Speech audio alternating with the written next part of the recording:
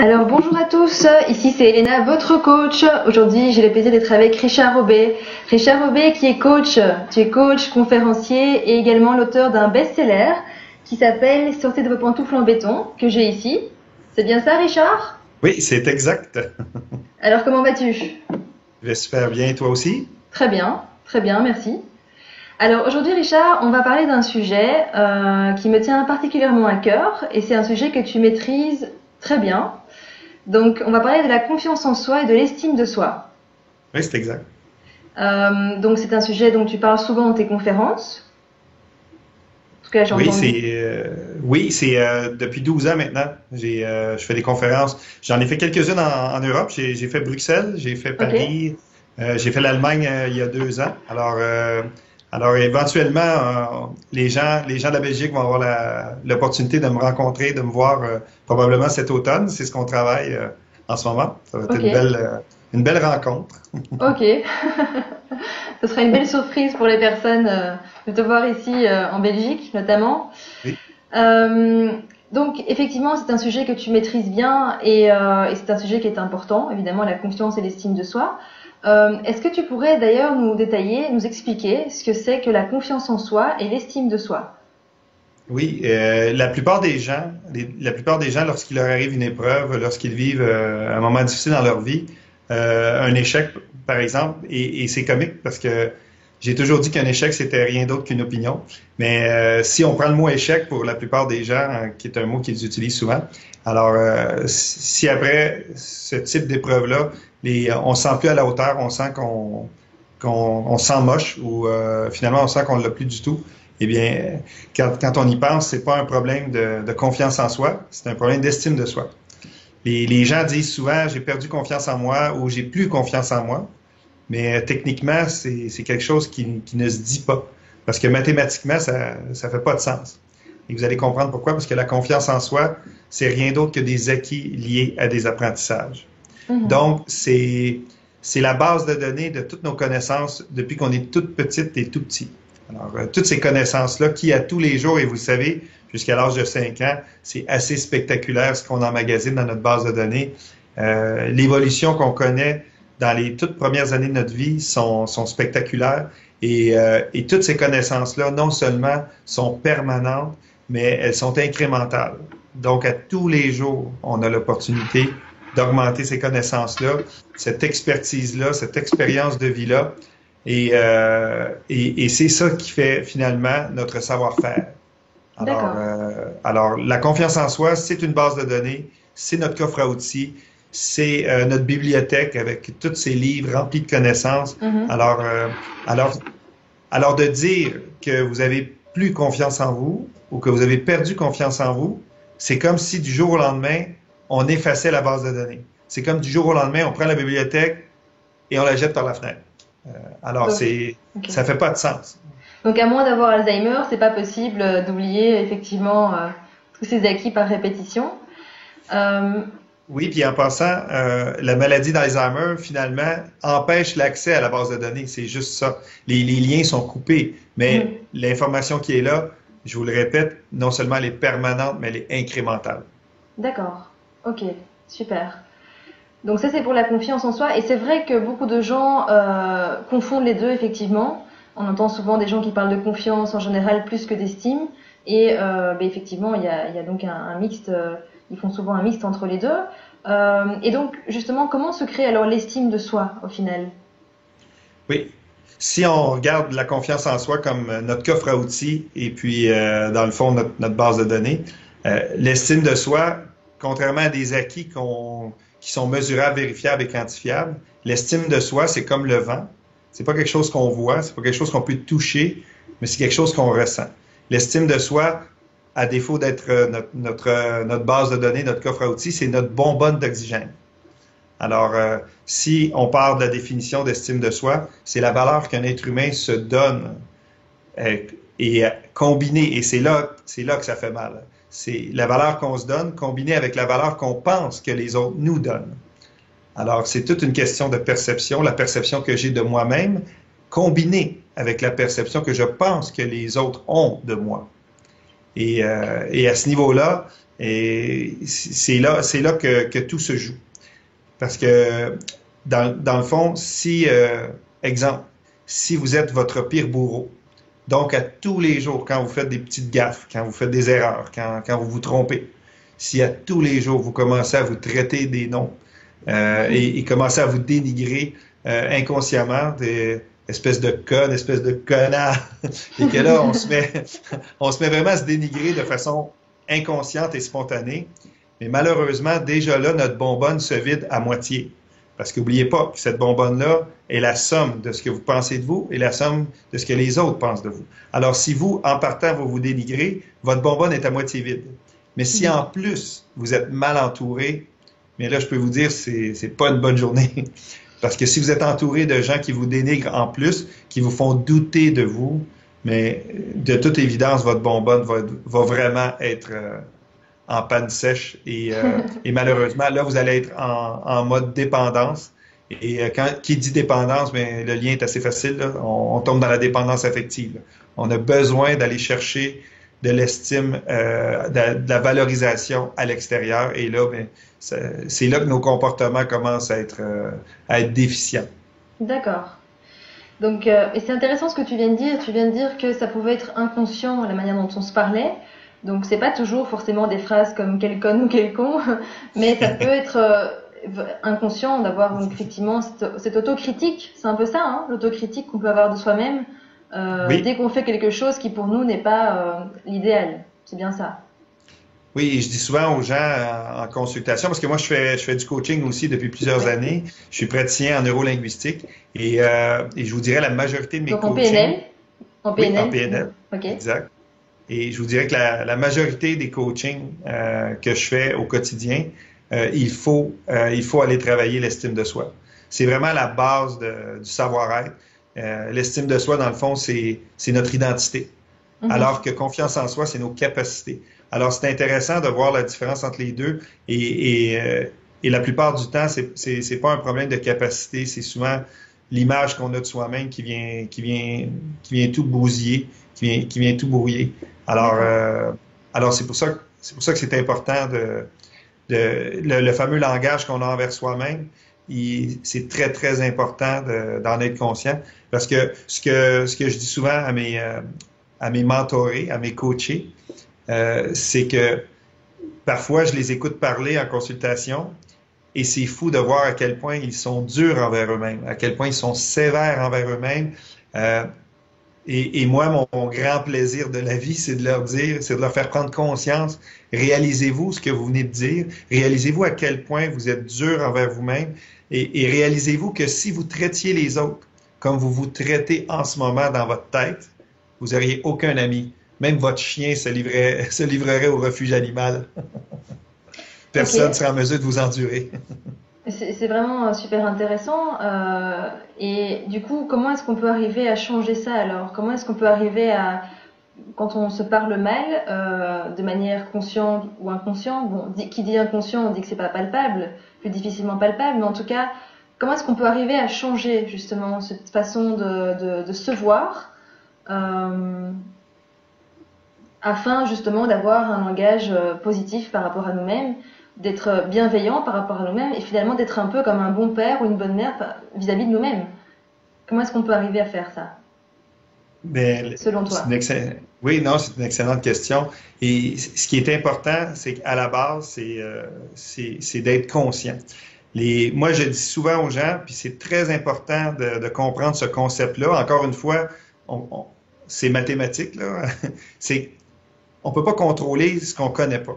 Mhm. Alors, on sait, là, les gens qui sont en finance connaissent ce concept-là, les gens qui sont en business comprennent ce concept-là. On dirait que l'humain, lui, l'oublie quand vient le temps de parler de lui-même. Je vous dirais qu'à la base, l'être humain ne change pas vraiment. Notre personnalité commence à se concrétiser, à se développer vers l'âge de 13 ans, 12 à 13 ans. Et cette personnalité-là se cristallise à 19 ans. Alors, je vous dirais, là, jusqu'à la finale, là, où vraiment, là, on consolide nos acquis et notre personnalité devient permanente, je vous dirais vers l'âge de 21 à 22 ans, c'est terminé, là, dans le sens que on est ce qu'on est.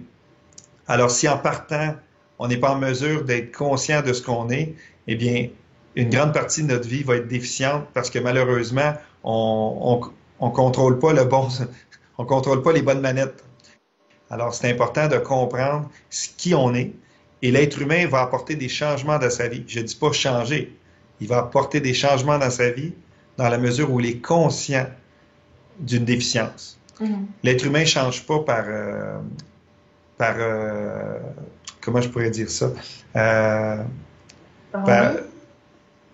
Oui, parce que l'envie, encore là, c'est trop passager. Les gens changent par nécessité. C'est ça. Les gens, dans le fond, le mot que je cherchais, c'est que les gens ne changent pas par vertu. On se réveille pas un matin et dit, oh mon Dieu, je vais être une bonne personne. Aujourd'hui, je vais être un gentil toutou. Non, je pense que les gens, lorsqu'ils réalisent qu'ils ont un problème au niveau de leur comportement, que inconsciemment, par ce qu'ils disent ou ce qu'ils font, ils blessent les gens ou ils dérangent les gens, ou en tout cas, ils ont un impact négatif sur leur entourage, et bien à partir de ce moment-là, quand la conscience est éveillée, là, on peut parler je vous dirais, de la moitié de la solution. Mais tant et aussi longtemps que la personne n'est pas consciente et qu'elle reste dans le déni, ben, je pense qu'il n'y a aucun changement qui peut s'opérer. Et à partir du moment où la personne est consciente, alors qu'elle le soit par elle-même, ou qu'elle le soit grâce à un travail comme tu fais, ou comme je peux faire, un travail de coach, à partir du moment où elle est consciente de son manque d'estime d'elle-même, on va dire, comment est-ce qu'elle peut changer ça? Comment est-ce qu'elle peut arriver à ne plus se parler négativement, mais se parler positivement et être bienveillante par rapport à elle-même? Mais un petit truc que je donne à mes coachés qui fonctionne très, très bien, c'est qu'il y a deux aspects à ce qu'on met dans notre bonbonne. Parce que la bonbonne d'estime de soi, on peut la remplir de façon interne. Et c'est ce qu'on est en train de parler. Comment soi-même on peut remplir notre bonbonne, plutôt que de la vider. Et ensuite, je vais vous parler de l'autre morceau parce qu'on doit aussi aller chercher ce qui nous manque à l'extérieur. Alors, pour ce qui est de l'approvisionnement interne, mais c'est important, premièrement, de remplacer une mauvaise habitude par une bonne habitude. Alors, moi, ce que je donne souvent comme truc, c'est que les gens se mettent un petit élastique après le poignet. C'est une bonne expression. En Europe, on dit un élastique aussi. Un élastique, mais on ne dit pas après le poignet, on dit sur le poignet. Ah, sur le poignet, pardon. Mais on a compris. Bon, ok, parfait. On a compris. Alors, imaginez si vous avez l'habitude, exemple, de vous traiter de stupide. Ah, t'es vraiment stupide, t'es vraiment con. Ou t'es vraiment con. Okay? Exemple. On prend un exemple tout simple. Là. À chaque fois que je fais une bêtise, je ferme mal la portière de l'auto, j'échappe mon café, n'importe quoi. Et là, je dis, t'es con, là. Ah, quel connard. Quel connard, ce Richard.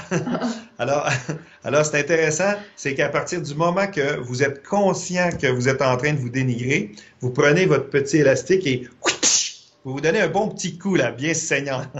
Ah oui, c'est vraiment ça que...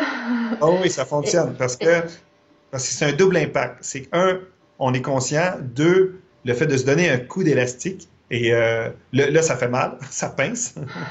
Mais juste assez pour avoir un impact émotif.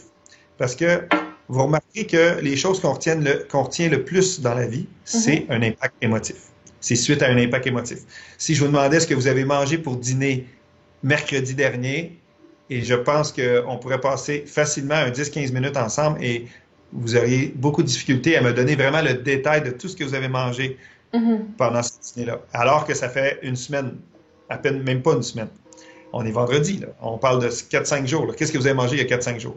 Mais si je vous demandais, dans votre enfance, là, il y a 10, 15, 20 ans, 30 ans, donnez-moi un événement qui vous a rendu très heureuse ou très malheureuse.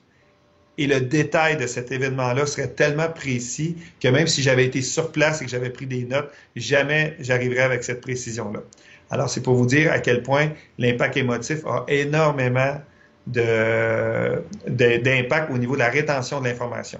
Plus l'impact émotif est fort, plus on va retenir l'information. C'est pour ça qu'en conférence, je ne répète pas du contenu. je vis les mots. Parce que si c'est juste des mots, malheureusement, les gens vont retenir très, très peu. Ok. Alors, le Donc fait de se donner. l'élastique. Oui, mais l'élastique, là, comme je vous dis, c'est pas de l'automutilation, là. Je vous dis pas de vous promener avec un canif et de vous ouvrir les veines, là. Je vous dis simplement de vous donner un petit coup sur le D'accord. poignet. Est-ce Ça... que tu l'as fait? Est-ce que tu l'as fait l'élastique? Ah oui, oui, puis je l'ai eu pendant plusieurs mois même. D'accord. Parce que, parce que l'être humain n'accepte pas le vide. Le cerveau humain a besoin de remplacer une habitude par une autre habitude. Donc ça, c'est pas le remplacement. Est-ce que c'est le remplacement On- de tirer l'élastique ou est-ce qu'on remplace quand même par autre chose? Non, l'élastique, c'est pas le remplacement. D'accord. Je vous répète que l'élastique, c'est l'impact émotif qui Oui. fait qu'on devient conscient. Ok. Parce, parce qu'il n'y a aucun changement de comportement s'il n'y a pas de prise de conscience. Et je vais aller plus loin que ça. Pas de conséquences, pas de changement de comportement. Si vous faites simplement vous dire ah, oh non, Elena, ne dis pas ça, tu n'es pas conne. Mais si tu fais juste te dire ça, c'est pas suffisant. Parce que l'habitude, là, c'est puissant. L'habitude, là, vous le savez, ça prend entre 21 jours consécutifs et 3 semaines où finalement cette habitude-là devient permanente. Là. Alors, de déprogrammer ça, surtout si ça fait plusieurs années que vous avez ce type de langage-là envers vous-même, c'est pas quelque chose qui va se faire en 2, 3 semaines, je peux vous garantir, parce que, je l'ai dit précédemment, c'est vraiment au niveau de la constance. Si pendant 21 jours consécutifs, à chaque fois que vous avez une pensée négative envers vous-même, à chaque fois où vous vous dénigrez, vous vous donnez un petit coup d'élastique, là, il va se passer quelque chose. Mais on s'entend que dans la vie de tous les jours, on court du matin au soir et malheureusement, l'être humain, puisqu'il est une créature d'habitude, c'est qu'on saute une journée, on saute une fin de semaine, on dit, ah, mais là, ce week-end, j'avais pas le temps ou j'avais pas le goût ou ça me tentait pas. Mais malheureusement, il faut recommencer. Et Ok. recommencer du début. Ça prend minimum 21 jours consécutifs où cette habitude-là devient une priorité pour nous. Et vous Ok. allez voir, lentement mais sûrement, vous allez être en mesure de le faire de façon instinctive avant même de le sortir de votre bouche. Vous allez arrêter l'hémorragie et vous allez remplacer ce mot méchant, ou en tout cas ce mot dénigrant, vous allez le remplacer par quelque chose au contraire qui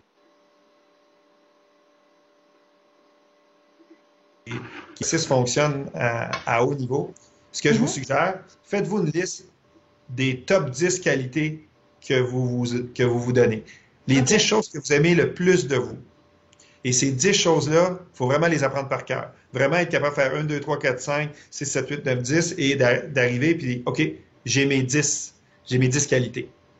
D'accord. Et à partir du moment que vous les savez par cœur, ben, dès que vous avez malheureusement le réflexe de vous dire un mot méchant, un mot dénigrant, et là, petit coup d'élastique, et vous le remplacez immédiatement du non, non, non, non, Elena. Elena, tu es radieuse. Elena, tu as une super belle personnalité. Elena, tu es vraiment jolie. Elena, tu es spontanée. Elena, tu as une grande capacité à aimer l'humain. Elena, tu es une super coach. Mais tous ces compliments-là, aussi, aussi anodins ça puisse paraître au début, ils vont avoir le même type d'ancrage puissant qu'un mot dénigrant. Parce que le subconscient, ou si vous préférez l'inconscient, ne fait aucune différence entre le réel et le fictif. Mhm. Si les gens qui nous écoutent sont sceptiques, je vais, je vais, je vais vous donner un exercice à faire, mais qui est vraiment à vos risques et périls. Là. Ok. Pendant 3 semaines, vous dites, exemple, j'ai vraiment les doigts pleins de pouces. Là. Mettons, je Les ne sais doigts pas si pleins de ça se pouces. dit en Belgique, je suis gaffeux. Est-ce que ça se dit ça? Je fais des gaffes? Non. Comment ça Mais, se dit mais en Belgique? Quelqu'un qui fait constamment des des, bêtises. des bêtises, là, mais tu Faire sais, des là, bêtises. qui échappe son café, qui est maladroit. Là. Quelqu'un là, au Québec, on dit quelqu'un qui est gaffeux. D'accord. Mais en Belgique, ce serait quoi? Quelqu'un qui fait des bêtises. Non, Ou mais il doit avoir un adjectif. qui est maladroit aussi, tu peux utiliser OK. maladroit. Alors imaginez, si à tous les jours, vous vous dites ah, je suis maladroit et que je suis maladroite. Ah, ça n'a aucun sens à quel point je suis maladroite. Dites-vous ça pendant 21 jours et je vous le dis, Vous n'aurez jamais fait autant de gaffes dans la même journée. Ça va être spectaculairement affreux. Parce que vous allez vous programmer à faire des gaffes. C'est pas très Et positif. non, non, mais c'est pour ça que je dis, c'est à vos risques et périls. Au même titre, à tous les jours, quand vous vous levez, regardez-vous dans le miroir et dites, je suis vraiment moche. Vous allez voir, là, votre santé va avoir un impact immédiat dans l'espace de 3 semaines. Vous allez commencer à avoir des problèmes de santé à différents niveaux et vous ne comprendrez pas pourquoi, mais c'est parce que cette image-là que, qui est très négative que vous dites sans arrêt, ben, va avoir un impact ultimement sur votre inconscient et votre corps va avoir un mal-être. Et ce Mhm. mal-être-là va devenir physique. Alors, c'est juste pour vous dire que prenez le temps de vous asseoir et de regarder à quel point vous avez tous quelques mots dénigrants que vous vous dites depuis que vous êtes tout petit et tout petit. Parce que notre identité a été forgée à travers notre enfance, notre éducation et l'environnement dans lequel on a évolué et surtout l'environnement dans lequel on évolue encore aujourd'hui. Et justement, c'est très intéressant que tu abordes ce sujet parce que ça faisait partie des questions que je voulais te poser. Et alors, encore une fois, le sujet de l'estime et de la confiance en soi, c'est tellement intéressant qu'on pourrait en parler pendant des heures. Oui, Malheureusement, si on le fait pendant des heures, les gens vont nous perdre. Mais c'est vraiment un sujet qui est très intéressant et qui est très important aussi.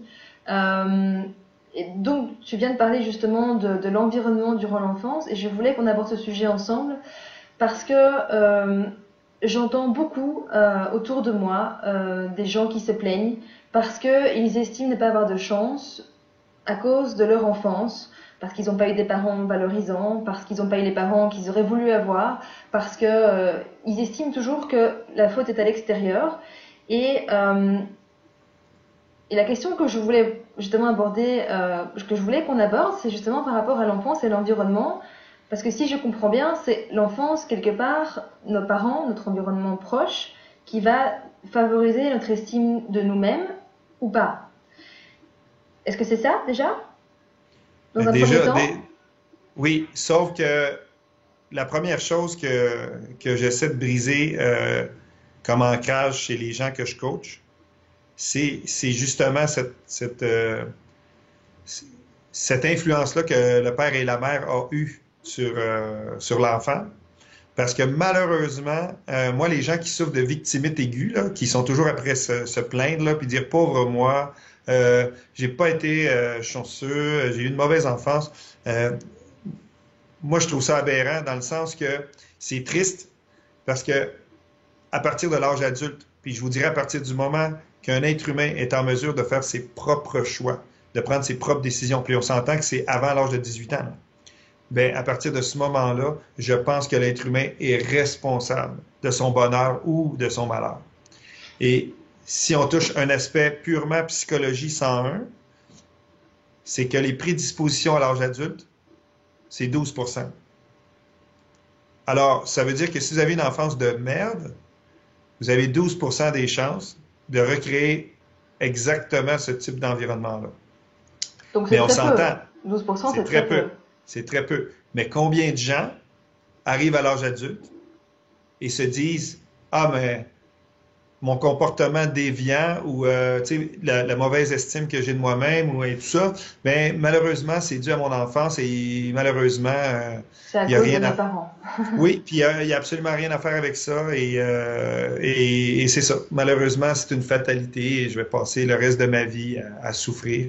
Eh bien, je trouve ça triste et aberrant et je vous dirais que encore une fois, on a vraiment l'exemple concret de la différence entre quelqu'un qui est conscient et quelqu'un qui est dans le déni, et qui est dans la fuite. D'accord. Et justement, donc par rapport à ça, je suis bien consciente de ce que tu expliques, hein, et effectivement, on a un tas de choix qui s'offrent à nous quand on est adulte, et je suis bien consciente de ça. Mais la question, c'est si effectivement on a vraiment eu des parents, alors déviants ou pas déviants, ça c'est un peu une manière de penser, mais je pense que dans le négatif, il y a du positif, et dans le positif, il peut y avoir du négatif aussi. Donc, c'est vraiment des conceptions qu'on peut avoir. Quoi qu'il en soit, si on n'a pas eu des parents valorisants durant l'enfance et qu'on a du mal à se développer euh, à avoir une bonne image de soi-même parce qu'on a été beaucoup critiqué et que c'était par exemple jamais assez bien, est-ce qu'à l'âge adulte, malgré donc autant de critiques, tu as déjà répondu à la question, hein, donc qu'on a évidemment la possibilité de changer de façon de penser. Donc ça c'est en théorie, mais en pratique, comment on fait en pratique pour changer justement, encore une fois, tu comprends? Parce que dans un premier temps, j'ai l'impression que les parents sont un peu le miroir de l'enfant en fait. Donc si les parents sont bienveillants vis-à-vis de l'enfant, l'enfant aura tendance à penser qu'il est merveilleux. Si les parents sont vraiment très critiques et très durs, l'enfant aura tendance toujours à penser qu'il n'est pas assez bien. Et du coup, ça aussi, on peut le changer à l'âge Oui, adulte. mais exact. Mais je pense que la première chose à faire, qui est la plus importante, c'est de prendre premièrement, c'est d'être conscient que l'influence du père et de la mère est éternelle. Ça, Ouais. sont- ça déjà là, si on n'est pas en mesure de comprendre ça, puis d'accepter ça, mais on va être malheureux toute sa vie. Alors, l'influence du père et de la mère éternelle. Ceci étant dit, les personnes qu'on a modélisées le plus à l'enfance, c'est notre père et notre mère.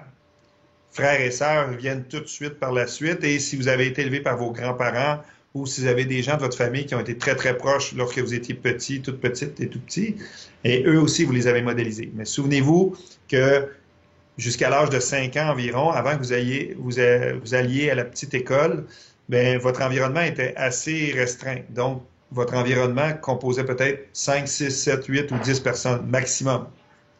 Quand vous êtes arrivé à l'école, dans le vrai monde, eh bien, là, vous êtes entouré de centaines, de milliers de personnes à tous les jours. Et là, cet environnement peut prendre une forme beaucoup plus vaste.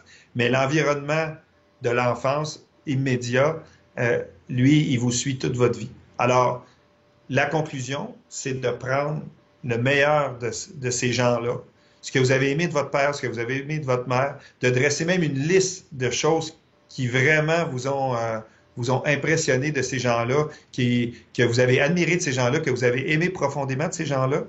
Et le reste, poubelle. Le reste, vous jetez aux poubelles. Je ne sais pas en Belgique, les poubelles, mais ici au Québec, les poubelles passent le jeudi. Ah, mais ça tombe bien, Ah. on est jeudi aujourd'hui. D'accord. Euh, ok, donc essayez vraiment, si j'entends bien, d'avoir de la gratitude finalement par rapport à l'enfance qu'on a eue. Euh, Et du pardon, Et du très pardon. important. Et Mais oui, ça, c'est une question vraiment. D'ailleurs, on pourrait même en faire une interview sur la question du pardon, parce que c'est aussi très important et très intéressant. Euh, mais revenons donc sur la confiance et l'estime. Donc ici, euh, est-ce que, par exemple, dans le futur, donc je comprends hein, que l'environnement est fondamental pour, euh, pour notre bien-être. Donc, si par le futur, admettons, donc on a été enfant, si on a des parents qui ont été entre guillemets bienveillants, que ça se passe bien, on peut les voir, il n'y a aucun problème. Mais ce n'est pas toujours le cas.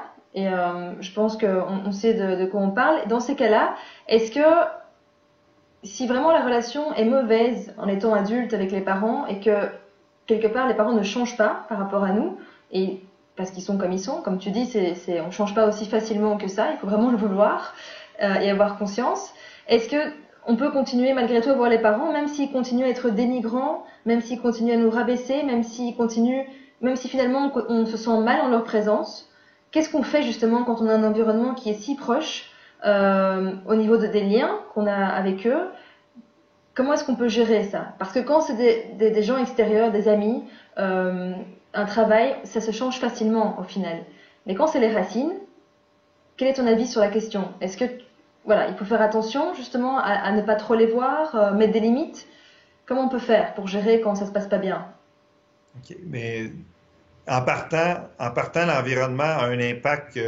L'environnement et le contexte ont un effet immédiat sur notre comportement. Alors, d'où l'importance de bien s'entourer. Là, à l'enfance, on n'a pas souvent le choix.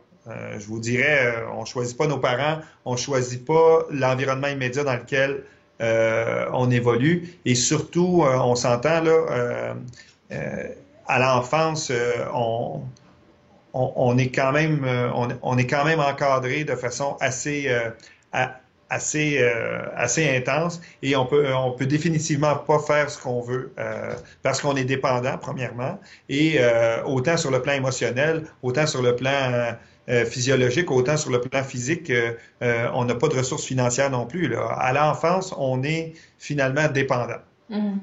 Lorsqu'on développe cette indépendance-là, moi je dis souvent aux gens, il faut la développer jusqu'au bout, là. Dans le sens que je vous ramène à ce que je disais tantôt. Votre, dans le fond, vous avez le plein pouvoir justement de choisir. Je pense que c'est les gens qui disent j'ai pas le choix, là, je suis désolé, ça c'est des gens qui sont dans le déni, c'est des gens malheureusement qui sont dans la fuite et surtout c'est des gens qui sont inconscients de leur potentiel. Parce que le plus grand pouvoir de l'être humain, je pense, est celui de choisir.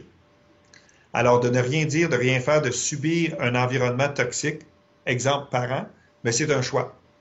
Et je suis désolé, oui, il est inconscient, mais c'est un choix. Moi, ce que je vous propose, c'est à partir du moment que vous êtes en mesure de faire des choix, et je vous répète que c'est avant l'âge adulte, mais allons-y de façon protocolaire. Alors, en Belgique, est-ce que c'est 18 ou 21 ans l'âge adulte? 18. 18 ans. Mhm. Alors, à partir de 18 ans, imaginez, là, contrairement aux Américains, vous avez, vous avez 3 années d'avance. Pour une Mais fois.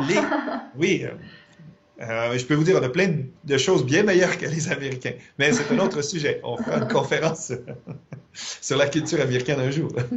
Mais c'est pour vous dire que à partir de l'âge de 18 ans, exemple, où on est légalement adulte et donc en pleine possession théoriquement, le pratico-pratique de nos paroles et de nos actions. On est responsable et on est imputable de ce qu'on fait, de ce qu'on dit. Alors, à partir de ce moment-là, moi, je vous suggère fortement de faire une liste des 10 personnes qui vous entourent au quotidien en ce moment dans votre vie. Alors, dans ces personnes-là, c'est très important de faire une liste de gens avec qui vous avez une relation de proximité, là. Des gens qui sont importants en ce moment dans votre vie. Alors, on s'entend que souvent, le père et la mère se retrouvent sur cette liste, si vous avez des frères et sœurs aussi, et vous avez les membres de votre famille, et vous avez sûrement un, deux, trois amis intimes ou des gens avec qui vous avez, tu sais, c'est des amis là, de longue date, ou en tout cas des amis qui sont précieux, parce que vous savez, des vrais amis, on peut les compter sur une main. Et ultimement, ben, si vous avez un amoureux, une amoureuse dans votre vie, ben, cette personne-là aussi vient combler cette liste-là. Et bien sûr, si vous avez en plus des enfants, ben, comme vous voyez, là, 10 personnes, ça va assez rapidement. Maintenant, à partir du moment que vous mettez les noms sur cette liste-là, très important, vous faites 2 colonnes. Première colonne, c'est la colonne des plus. Alors, ça veut dire qu'à chaque personne qui arrive sur votre liste, vous commencez par la toute première. Alors, c'est des gens à qui vous parlez régulièrement ou en tout cas au minimum que vous pensez à eux quotidiennement et c'est des gens avec qui vous avez une interaction de façon, je vous dirais, récurrente. Alors, c'est des gens qui ont une influence dans votre vie. N'oubliez pas qu'on est la somme de ces 10 personnes-là. Ces 10 personnes-là ont un impact direct sur notre état émotionnel, sur notre façon de penser, sur notre façon d'agir, parce que ces gens-là, inconsciemment, on les modélise et en plus, on les imite inconsciemment. On répète leur même patois, leur façon de rire ou leur façon de se fâcher ou des expressions qu'ils utilisent deviennent les nôtres. Alors, inconsciemment, l'être humain se fusionne avec des gens qui l'admirent. OK? Mm-hmm. Alors, quand vous arrivez devant chacun des noms de votre liste, la première colonne, c'est celle des plus. Posez-vous la question. Quand je pense à cette personne-là, quand je parle à cette personne-là, ou quand je suis devant cette personne-là, est-ce qu'elle me donne le sentiment d'être une bonne personne? Est-ce que je me sens une meilleure personne dans les yeux, dans le regard de cette personne-là? Fait que finalement, est-ce qu'elle est en train de remplir ma bonbonne d'estime de soi? Donc, elle me valorise consciemment ou non. Si la réponse est je suis pas certaine ou non, pas du tout, elle tombe dans l'autre colonne, qui est la colonne des moins. Et la colonne des moins, c'est simple, c'est la colonne du doute. Et le doute nous encroute. Il n'y a rien de pire que le doute, je vous le dis, il n'y a rien de pire que le doute. S'il y a une chose que j'ai plus les moyens de me payer aujourd'hui c'est quelqu'un qui me fait douter de la belle et bonne personne que je suis. Alors, exemple, c'est papa ou c'est maman qui me fait douter de moi. Que j'appelle ça le syndrome des oui mais. Leur nom de famille devrait d'ailleurs s'appeler oui mais. Au Québec, il y a beaucoup de oui mais. Ah oui, en Belgique aussi, et en France aussi, je pense. D'accord.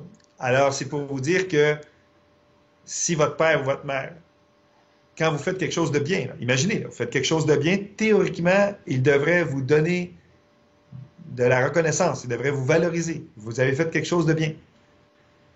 Mais si, de façon très timide, il vous donne un tout petit compliment, mais rajoute oui, mais, et là, il tombe dans le dénigré, il tombe dans le doute, il vous dit oui, mais Elena, oui, tu as fait ta première entrevue sur Skype.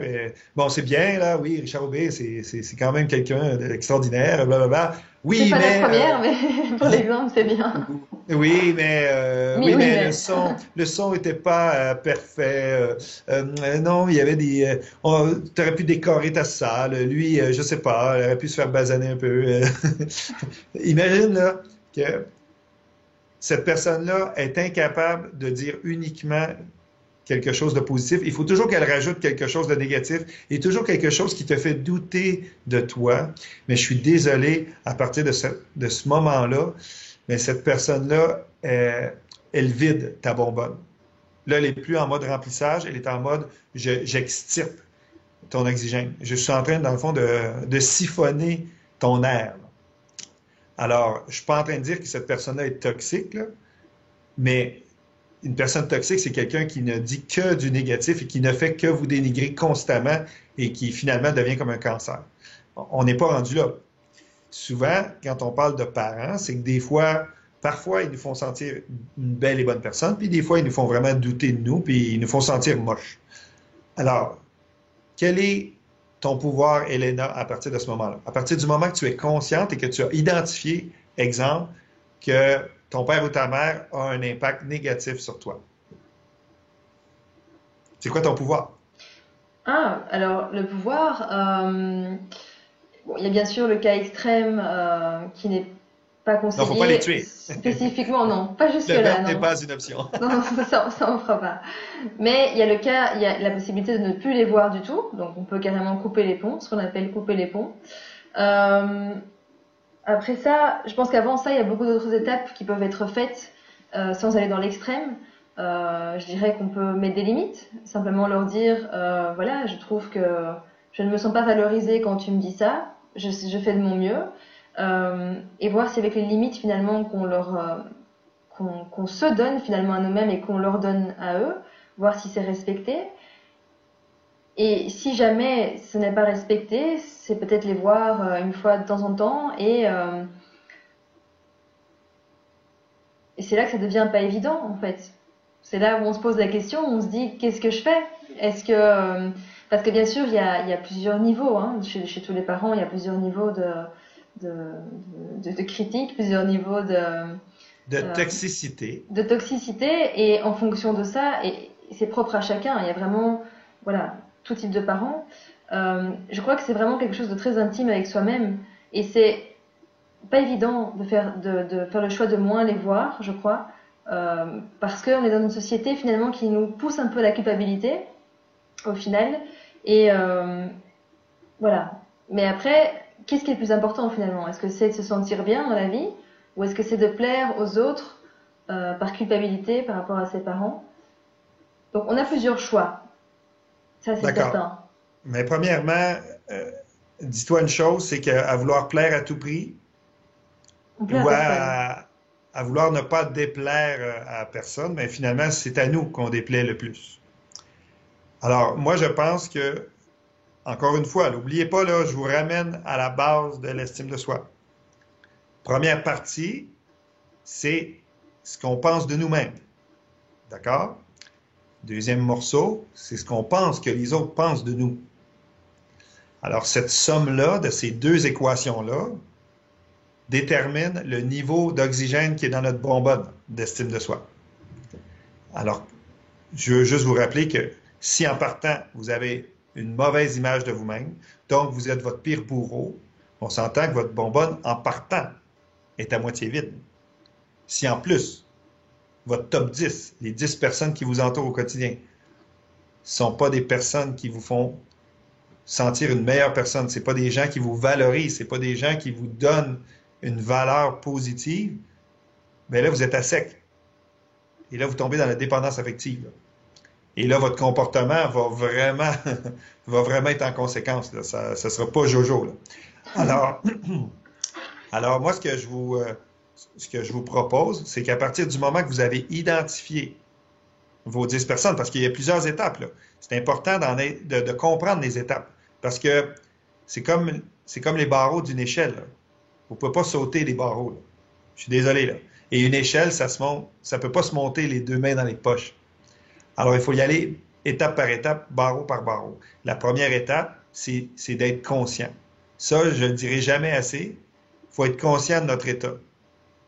À partir du moment qu'on est conscient que oui, je suis la somme de ces 10 personnes-là et je les ai identifiées, excellent. On passe à la deuxième étape. À partir du moment que j'ai identifié ces gens-là, maintenant, je les sélectionne. Colonne des plus, colonne des moins. Et quand c'est les parents, alors, du coup? Peu importe. Ne sautez pas d'étape, mademoiselle Carrier.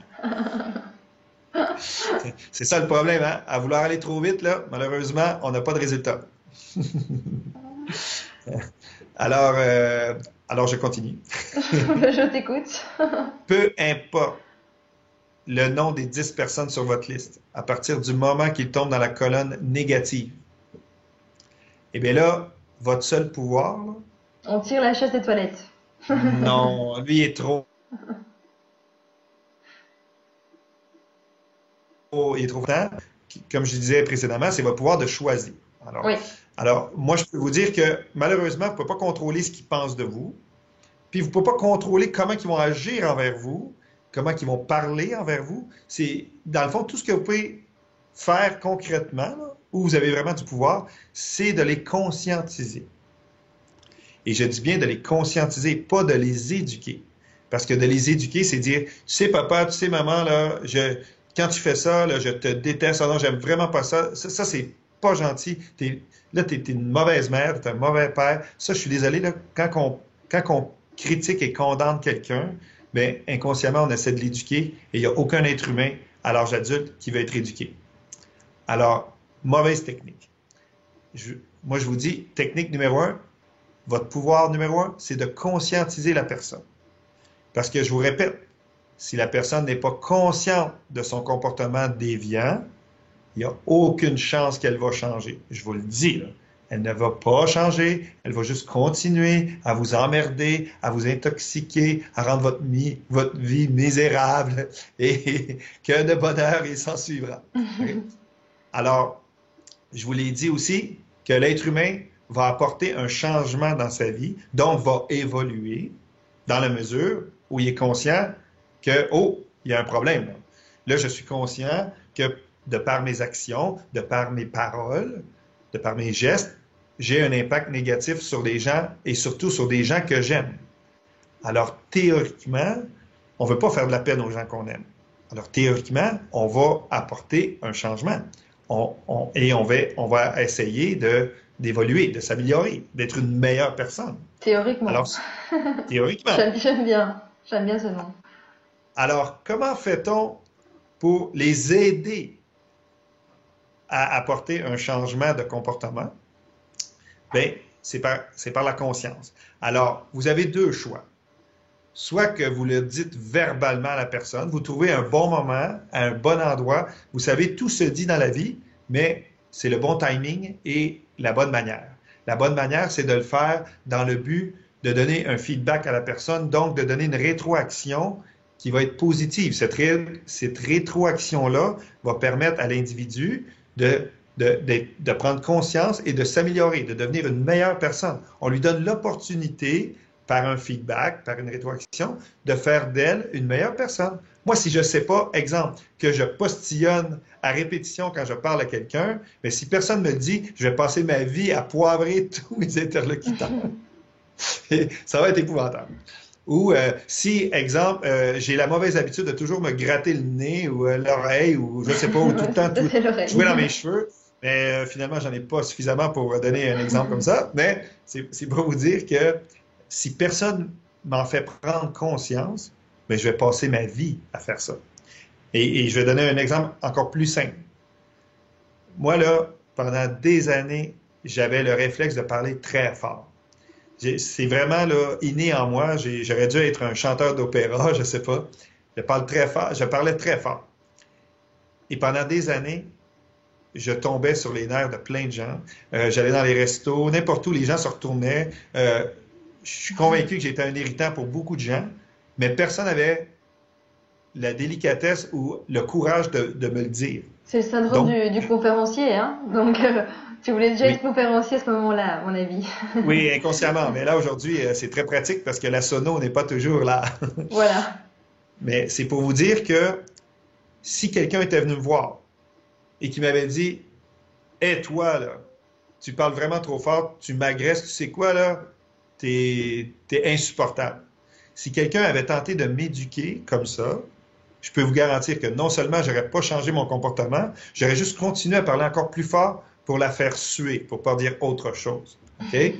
Alors, c'est pour vous dire que si cette personne-là qui vous fait sentir moche, qui vous fait douter de vous, si vous l'agressez en lui disant, là, ce que tu fais là, c'est pas correct, c'est dénigrant, c'est dévalorisant. Écoute, ça, c'est vraiment épouvantable. C'est une mauvaise personne. Imaginez, là, si vous, dans le fond, vous allez en mode, je vais t'attaquer pour t'éduquer, là, je vais te donner un impact émotif négatif pour faire en sorte que l'électrochoc fonctionne. Je vous le dis, oubliez le projet. Oubliez le projet. Alors, si vous n'êtes pas en mesure de le faire avec le bon timing, donc de trouver le bon moment pour le faire, et surtout la bonne manière pour le faire, donc avec amour et respect, abstenez-vous. Maintenant, si la relation avec la personne qui est sur votre top 10 est vraiment en mauvais état, donc cette personne-là est plus ou moins toxique, on s'entend que d'avoir une discussion franche avec cette personne-là pour la conscientiser, c'est quelque chose de difficile. Alors, je vous dirais, allez avec le choix numéro 2, écrivez à cette personne votre rétroaction. Dites à cette personne-là avec beaucoup d'amour. Vous commencez avec quelque chose de gentil. OK? Une rétroaction, idéalement, on commence avec quelque chose de gentil. Tu sais, maman, je t'aime depuis longtemps, blablabla. Bla, bla, bla. Et là, on tombe dans la viande. On dit, mais j'aimerais que tu réalises que lorsque tu me dis cela, ou lorsque tu fais cela, eh bien, tu me fais douter de moi. Je me sens pas bien. J'ai l'impression d'être moche. Je trouve que je suis pas à la hauteur. Et là, finalement, ça a un impact négatif sur mon comportement, blablabla. Bla, bla, bla, bla. Et tu termines en disant, mais tu sais, maman, si je prends la peine de te donner cette rétroaction-là, c'est que tu es importante dans ma vie. Tu fais partie de mon top 10. Et nous sommes la somme des 10 personnes qui nous entourent au quotidien. Donc, tu fais partie de ces 10 personnes importantes-là dans ma vie. Alors, j'aimerais ça que tu continues à me faire sentir, dans le fond, une bonne personne. Parce que c'est ce top 10-là, ces 10 personnes-là, c'est eux qui me permettent de me sentir bien. C'est eux qui me permettent d'avoir confiance en moi, d'avoir une bonne estime de moi, puis qui me permettent d'être protégé de l'environnement extérieur que tu parlais tantôt, Elena.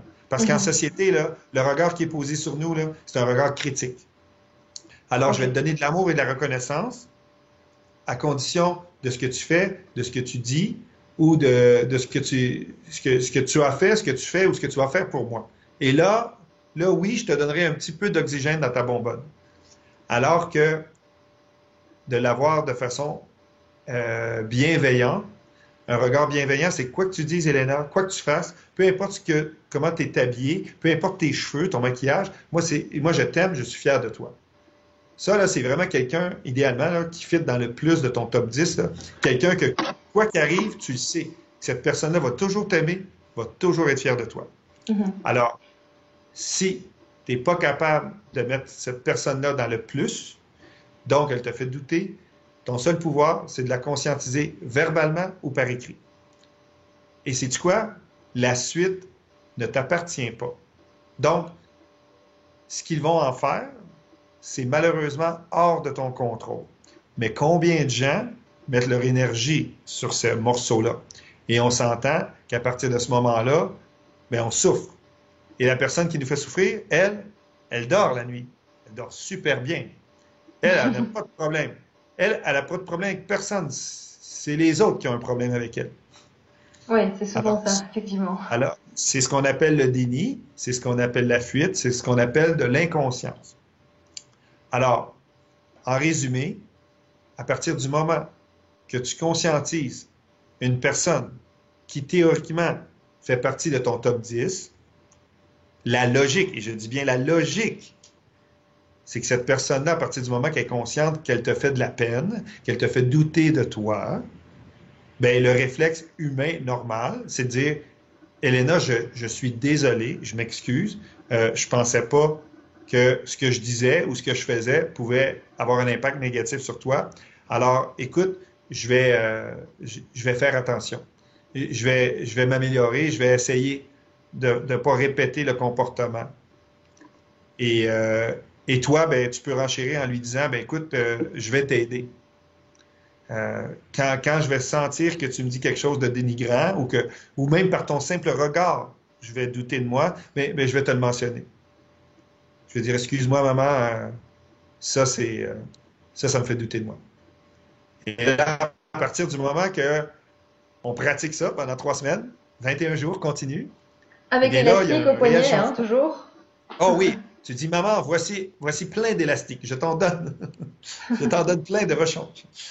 Et là, ce qui est génial, c'est que cette personne-là va naturellement retourner dans la colonne des plus. Donc, cette personne-là va vous mériter pleinement. Et cette personne-là va être bénéfique. Donc, elle va faire partie de votre garde rapprochée, donc votre fameux top 10. Votre top 10 qui va vous protéger des attaques extérieures, qui va vous protéger de la contamination extérieure, qui va vous permettre d'avoir une stabilité au niveau de votre état d'âme, de votre état émotionnel.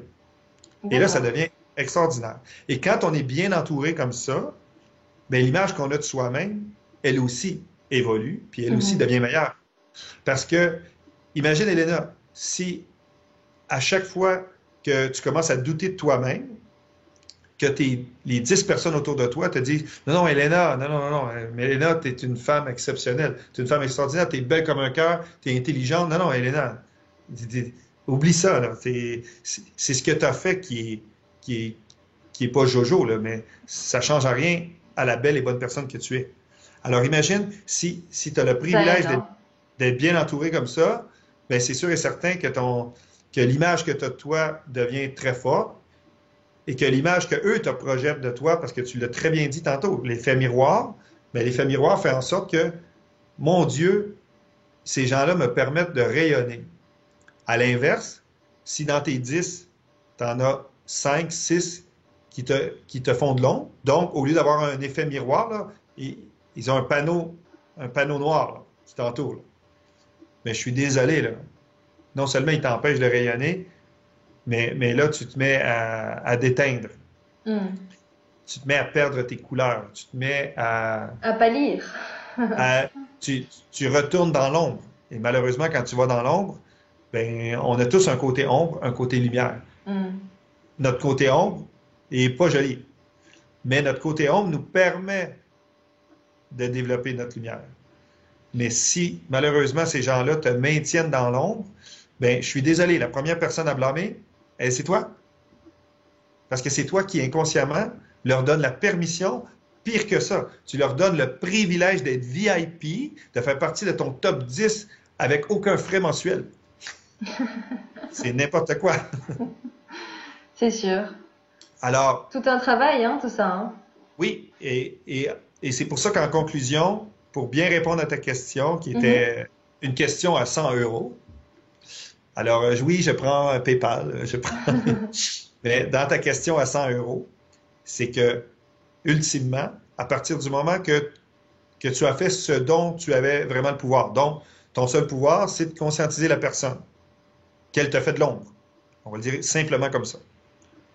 Eh bien, la personne, si elle décide de prendre conscience et donc d'apporter un réel changement bénéfique dans son comportement et finalement de te mériter, parfait, retourne dans mon top 10, merci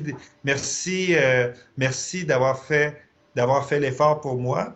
Non seulement c'est une grande marque de respect, mais c'est une grande marque d'amour et je suis vraiment privilégié de t'avoir dans mon top 10. Mais D'accord. si la personne non seulement ne veut pas prendre conscience et en plus d'être dans le déni, elle, elle continue d'en rajouter une couche et te dit, mais voyons, Elena, c'est quoi ton problème, là? C'est toi qui as un problème, Elena, là. Voyons.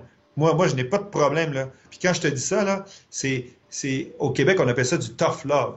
Tu as du sweet love et du tough love. Alors, du sweet love, c'est que je te dis plein de belles choses gentilles dans le fond, pour développer ton identité. Mais je te dis, le tough love, c'est que je te dis des choses dures. Je suis dur avec toi. Je te mets beaucoup de discipline, beaucoup de restrictions parce que je veux renforcer ton caractère. Je veux développer ta force de caractère.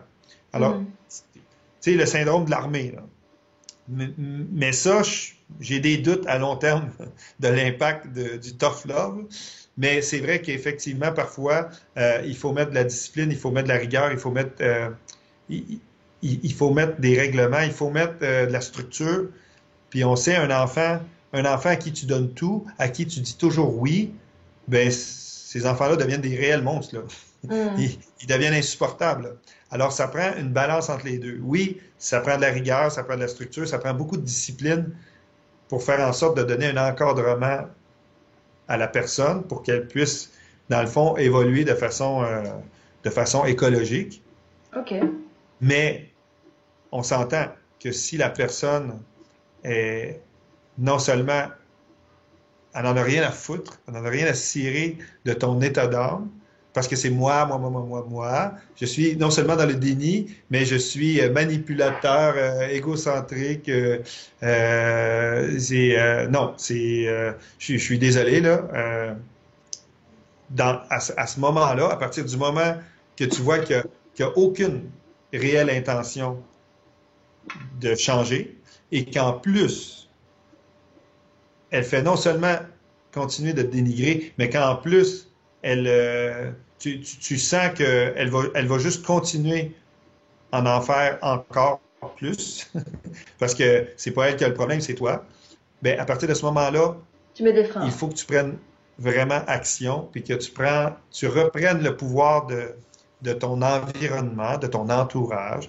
Donc, cette personne-là, qu'elle soit ton père, ta mère, ton enfant, aussi proche soit-elle au niveau sanguin, au niveau familial, appelle ça comme tu veux, mais cette personne-là, malheureusement, ne mérite pas le statut de top 10. Donc, tu deviens quelqu'un qui fait partie maintenant de mon entourage. Alors, tu pars de quelqu'un de proche à une connaissance. Mhm. Une connaissance, là, c'est comme un voisin, c'est comme un collègue de travail. Je te vois, on parle de la pluie et du beau temps, mais je ne commencerai pas à te compter des choses intimes. Je te parlerai pas de mon jardin secret. Je te parlerai pas de mes rêves. Je te parlerai pas des choses qui m'habitent. Je te parlerai pas de mes peurs, de mes craintes. Non, non, non, non. Tu es une connaissance. Tu es un chauffeur de taxi. Tu es quelqu'un que je rencontre sur la rue. Là. J'en ai rien à cirer. Là. Si tu meurs demain matin, ben, c'est triste, on va avoir un nouveau voisin. Mais D'accord. là, je vous donne l'extrême, là. Mais ce que je te dis, Elena, c'est que cette On a le personne-là, pouvoir. Pour oui, résumer ce que tu viens de dire, on a finalement le pouvoir qui est entre nos mains.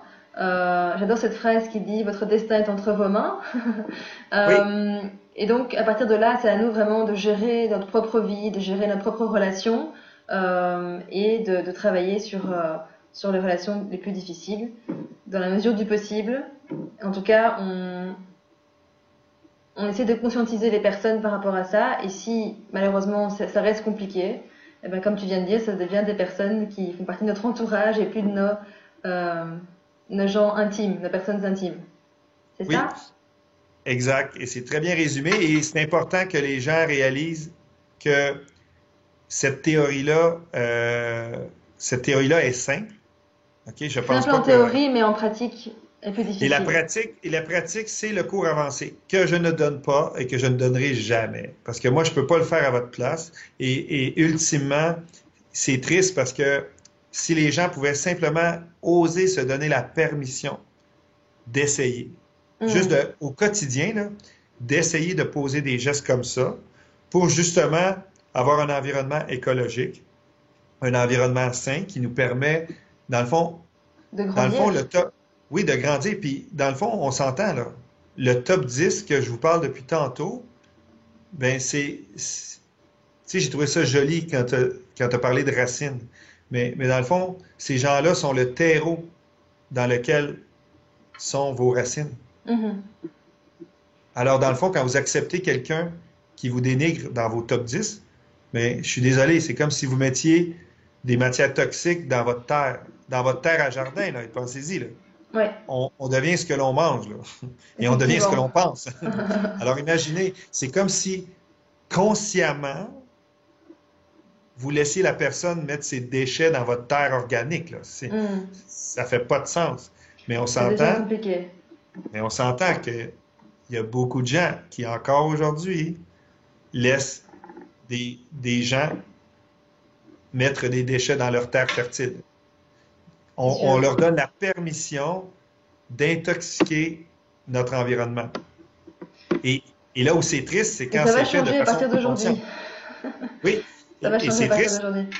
c'est triste parce que quand c'est fait de façon consciente, c'est là que c'est triste. Hmm. Au minimum, si on est inconscient que cette personne-là qu'on aime énormément nous fait douter de nous de façon insidieuse, de façon peut-être détournée, OK, je peux comprendre. Mais à partir du moment qu'on est conscient, et c'est pour ça que je veux que vous fassiez l'exercice de votre top 10, c'est à partir du moment que je suis conscient que cette personne-là, en ce moment, a un effet négatif sur mon état d'âme, mais là, je suis désolé. Là, vous avez l'obligation de la rendre consciente. Ce qu'elle va en D'accord. faire, ça ne vous appartient pas, mais vous avez l'obligation, à partir du moment que vous êtes conscient qu'il y a un problème, vous avez l'obligation de le résoudre. Et je suis désolé. On aura l'occasion d'en reparler, Richard, de faire d'autres interviews sur plusieurs sujets différents parce que c'est vraiment, encore une fois, c'est passionnant et ça, il y a vraiment de quoi dire hein, sur ces sujets-là. Donc, on pourra en parler si tu veux, faire Oui. d'autres interviews encore et vraiment lire ce livre. C'est très intéressant, très important. D'ailleurs, où est-ce qu'on peut le trouver ton livre? Alors, mon livre, la meilleure façon de vous le procurer en Europe, c'est d'aller sur mon site web. Mon D'accord? site web, c'est très facile à retenir, ça s'appelle Être grand. Alors, et n'oubliez pas que vous avez tous ce privilège-là à tous les jours d'être grand, parce que être grand, ça se mesure des épaules en montant. Alors, ça n'a rien à voir avec des mètres, des centimètres. Avec la taille. C'est dans le fond, c'est votre état d'âme, c'est votre niveau d'autonomie émotionnelle, c'est ça qui va faire que vous êtes grand. Être grand, c'est d'être capable de proclamer sa rareté, c'est d'avoir le courage justement de faire ses propres choix et d'être en mesure de se respecter à haut niveau et de s'aimer à haut niveau. Moi, je pense D'accord. qu'à partir de ce moment-là, on devient autonome émotionnellement et ça devient extraordinaire. Alors faites-moi plaisir, allez sur le site, c'est êtregrand.ca. D'accord. Alors, .ca. www.êtregrand.ca et vous pouvez m'écrire et je publie, inscrivez-vous à mon infolettre parce que à tous les mois, si vous avez aimé ce que vous avez entendu, bien à tous les mois, je fais une petite pensée du mois que j'écris moi-même étant auteur et c'est quelque chose qui fait du bien et qui vous permet de passer des meilleures journées et j'en ai une panoplie aussi avec lesquelles vous avez accès, alors que ce soit sur Facebook ou sur Twitter ou LinkedIn. Alors, D'accord. si vous vous abonnez, vous allez être au courant, vous allez être nourri de façon mensuelle. Et en plus, je vais pouvoir annoncer quand je vais venir en Belgique. Ah, mais voilà, ce sera la surprise Oui, ça va être la prochaine. super surprise pour l'automne. En tout cas, merci beaucoup Richard pour l'interview, c'était super. Et je te dis à très bientôt alors. Merci beaucoup, Elena. Merci Merci, de faire une aussi belle différence. à bientôt. Merci. Merci, Bye bye. au revoir.